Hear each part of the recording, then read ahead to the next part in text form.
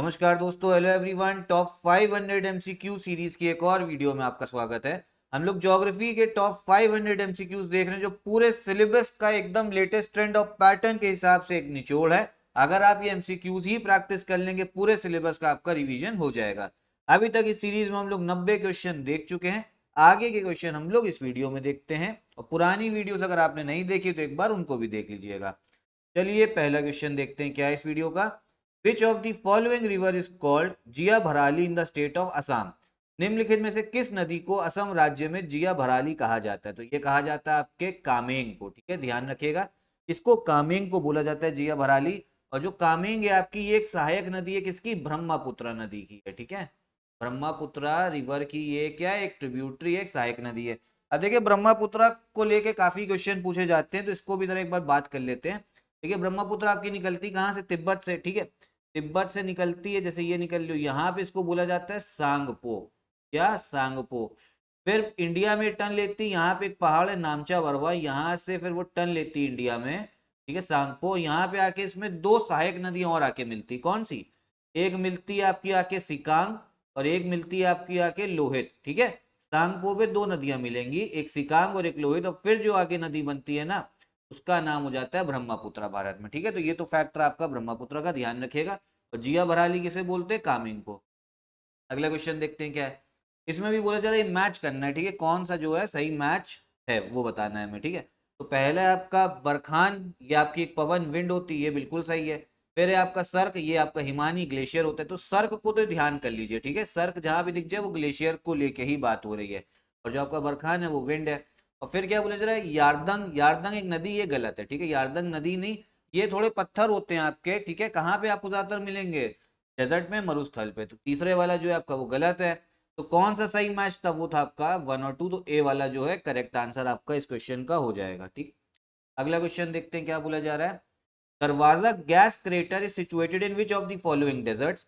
दरवाजा gas crater निम्नलिखित में से किस मरुस्थल में स्थित है? ठीक है, तो ये है आपका काराकुम डेजर्ट में। ठीक है, जो आपका काराकुम मरुस्थल है, ये वहां पे स्थित है। ठीक है, ये काराकुम आपके कौन से देश में? ये है आपके तुर्कमेनिस्तान में। तुर्कमेनिस्तान, ये ध्यान रखिएगा।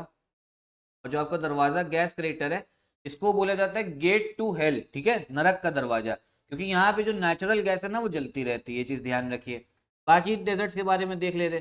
जो आपका कालाहारी डेजर्ट है, ये आपके अफ्रीका महाद्वीप में पाया जाता है। कहाँ पे? दक्षिण जगह पे। ठीक है, जो आपका साउथ अफ्रीका है, साउथ अफ्रीका देश की बात नहीं कर रहे हैं वहां पे, अफ्रीका में जो आपका दक्षिण पार्ट है, ठीक है, सदर्न पार्ट, वहां पे कालाहारी डेजर्ट मिलता है। उसमें 3 देशों में पाया जाता है। ठीक है, उसमें एक देश साउथ अफ्रीका भी, साउथ अफ्रीका खुद एक देश है। ठीक, फिर आपका सहारा डेजर्ट, ये भी आपके अफ्रीका महाद्वीप में मिलता है। कहाँ पे? नॉर्थ जगह पे, जो आपका उत्तर अफ्रीका है ना, वहां पे मिलेगा।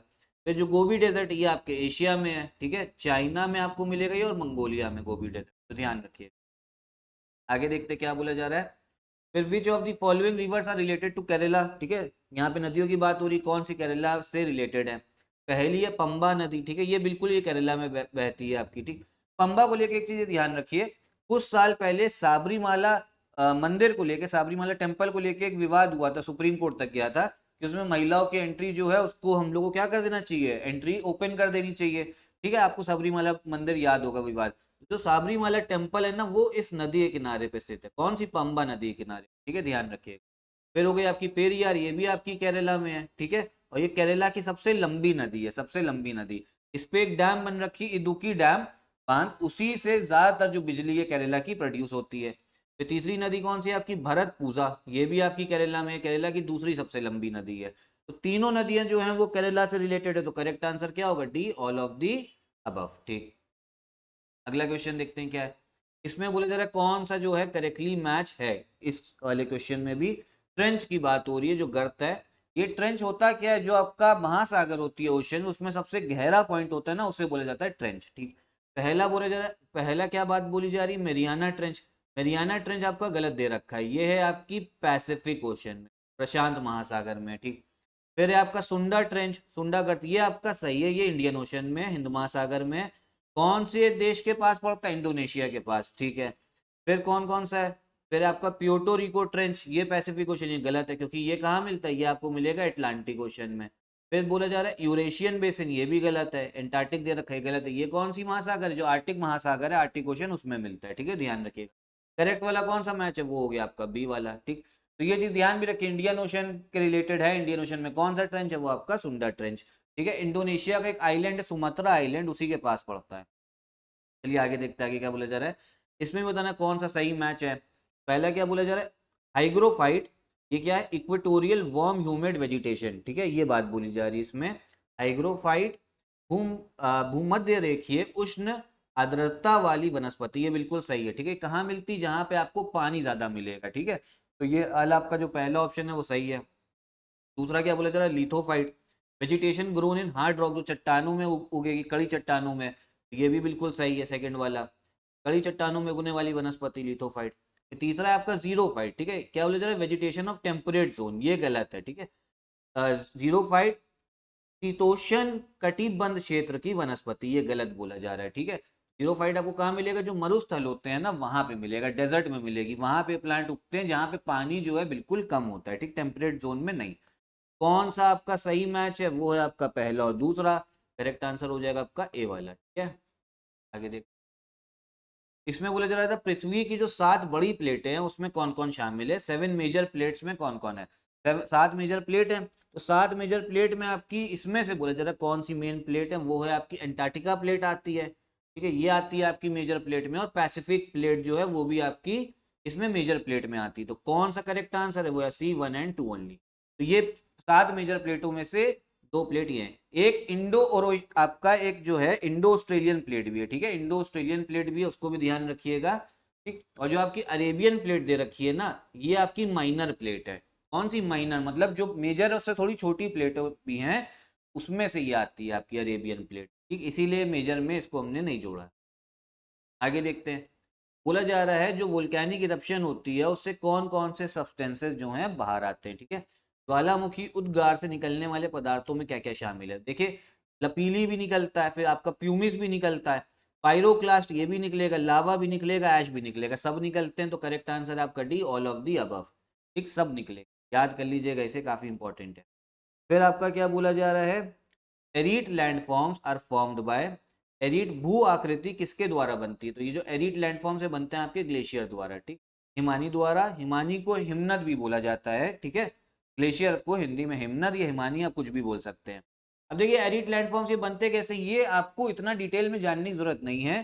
जो आपका आरओ का पेपर होगा यूपी पीसीएस के प्री में, उसमें इतना ही सवाल आएगा कि एरीट लैंडफॉर्म किसके द्वारा बनाए जाते हैं, तो वो है आपके ग्लेशियर। क्वेश्चन ऐसे रिलेटेड आई भी है काफी, ठीक।